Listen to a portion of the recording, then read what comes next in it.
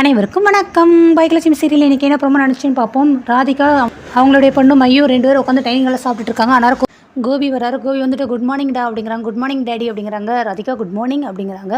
நேற்று நைட்டு உங்கள் வீட்டு கதை வந்து தட்டினேன், உங்கள் ரூம் கதை தட்டினேன், பட் நீங்கள் வந்து திறக்கல, தூங்கிட்டீங்க புழுக்கு. எனக்கு மனசு கேட்காம நான் அப்படியே வெளியில் போனேன்னா எங்கள் அம்மா வீட்டுக்கு போனேன். எங்கள் அம்மா வீட்டில் போய் வெளியில் வந்து செலியனை பார்த்தேன். செலியன் கிட்டக்கு என்னடா ஏன்னு விவரம் கேட்டேன். இனியை பற்றி எல்லா விவரத்தையும் சொன்னால் அதுக்கப்புறம் தான் நீ தான் வந்து காப்பாற்றுங்கிற எல்லா விவரத்தையுமே சொன்னால் அதனால தான் அதுக்கப்புறம் மனசு கொஞ்சம் ரிலாக்ஸ் ஆச்சு. அதுக்கப்புறம் வந்து படுத்துட்டேன் ராதிகா. இப்போ தான் கொஞ்சம் எல்லாம் கிளியராக இருக்கேன். மனசே ரொம்ப ரிலாக்ஸாக இருக்குது.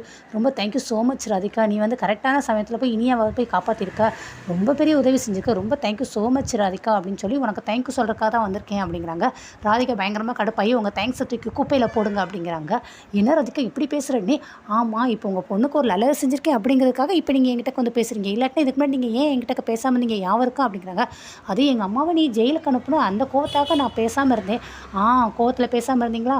நான் திருப்பி வந்து பேசினேன் இல்லை உங்ககிட்ட. நான் எந்த சுச்சுவேஷனில் உங்கள் அம்மா மேலே கம்ப்ளைண்ட் கொடுத்தேன், எதனால் அப்படி செஞ்சேன், என்ன ஏதுன்னு சொல்லி எல்லாத்தையும் கிளியராக சொன்னேன். ஆனால் நான் சொன்ன எதையுமே நீங்கள் காது கொடுத்து கேட்கவே இல்லை, எதையுமே நீங்கள் பேச விடவே இல்லை.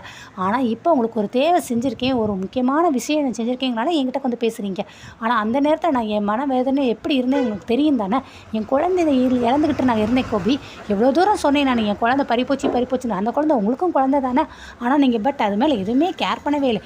இப்போ உங்கள் குடும்பத்தில் இருக்கிற ஒரு ஆளுக்கு நான் முக்கியமான வேலை செஞ்சுருக்கேன் அப்படிங்கிறதுனால தான் நீங்கள் என்கிட்ட வந்து பேசுகிறீங்க. உங்களுக்கு என்னை பற்றியோ என் பொண்ணை பற்றியோ எந்த கவலையுமே கிடையாது. ஏன்னா இதே விஷயத்தை ராதிகா வந்து திருட்டுத்தனமாக என் பொண்ணை ஸ்கூல்லேயே கூட்டிகிட்டு போய் அவ்வளோ பேருக்கு முன்னாடி கோர்ட்டில் வந்து பேசினாங்களே, அப்போ ஒரு வார்த்தை கேட்டிங்களா? மையூவை ஏன் இப்படி கூட்டிகிட்டு போகணுன்னு சொல்லி நீங்கள் எதுவுமே கேட்கல. அப்போ மையூ அந்த நிலைமையில் இவ்வளோ கவலைப்பட்டிருப்பா. எல்லாம் வந்து நீங்கள் பார்த்துருப்பீங்க தானே அப்படின்னு சொல்கிறாங்க. மையூ ரொம்ப இதெல்லாம் கேட்டுட்டு மம்மி ப்ளீஸ் சண்டை எதுவும் வேண்டாமே அப்படிங்கிறாங்க. இல்லைடா நான் ஜஸ்ட்டு பேச தான் சரி, நீ ஸ்கூலுக்கு கிளம்புல, நீ போய் கிளம்பு அப்படின்னு சொல்லி மையூ அனுப்பி விட்டுறாங்க. நீங்கள் ஒரு நாளாவது என் பொண்ணு மையூவை பற்றி யோசித்திருக்கீங்களா? ஏன்னா அது உங்கள் பொண்ணு கிடையாது, அது ஏன் பொண்ணு. ஆனால் உங்களுக்கு உங்கள் அம்மா, உங்கள் குடும்பம், உங்கள் அப்பா, உங்களுடைய பசங்க இவங்கள பற்றி மட்டும்தான் கவலை. அப்புறம் எதுக்கு என்ன கல்யாணம் பண்ணிங்க? நீங்கள் இங்கே இருக்கிறதே வேஸ்ட்டு கோபி, நீங்கள் ரொம்ப ஒஸ்ட்டு அப்படின்னு சொல்லிட்டு அவங்க சாரி தூக்கி குப்பையில் போடுங்கன்னு சொல்லிட்டு போயிடுறாங்க. அவங்களும் எழுந்திரிச்சு அடுத்து இவர் வந்து அவங்க வீட்டுக்கு போகிறாங்க. வீட்டில் வந்து எல்லோரும் பேசிகிட்டு இருக்காங்க. பாக்கியாவும் இனியாவும் முதல்ல சொல்லியிருக்காங்க, நீ இவ்வளோ கஷ்டப்பட்டிருக்கியே, ஒரு நிமிஷமாவது ஜெயிலில் கூட்டிகிட்டு போய் போலீஸ் ஸ்டேஷன் வச்சு விசாரிச்சாங்கன்னா உனக்கு மனநிலை எப்படி இருக்கும்? இதே யோசித்தியா? கொஞ்சமாவது யோசித்து பண்ணுன்னு சொல்லி சாரிம்மா ப்ளீஸ் இனிமேல் இந்த மாதிரி தப்பு பண்ண மாட்டேன் வேணா.